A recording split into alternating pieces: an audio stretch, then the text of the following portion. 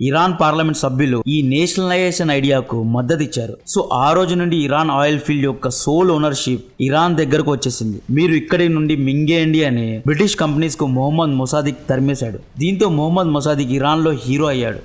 ఈ విషయం రాజుకు నచ్చలేదు. అరే, బ్రిటిష్ కంపెనీ నెల నెలా మాకు అడిగినంత డబ్బు ఇచ్చేది, అటువంటి కంపెనీను మొసాదిక్ తరిమేశాడు.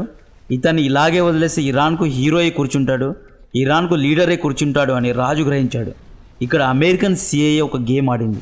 షా రాజుతో ఇలా అంది, చూడు రాజా, మొహమ్మద్ మొసాదిక్ చదువుకున్నవాడు, తెలివైనవాడు, బిజినెస్ గురించి బాగా తెలిసినోడు, ముఖ్యంగా ప్రజల మద్దతు ఉన్నవాడు. ఇతన్ని నువ్వు ఆపలేదా రేపు నిన్నే షెడ్డుకు పంపుతాడు అని నూరిపోశాడు. దీంతో షా రాజు 1953లో మొహమ్మద్ మొసాదిక్ పైన ఫాల్స్ అలిగేషన్స్, ఫాల్స్ ఛార్జెస్ వేసి జైల్లో పడేశాడు.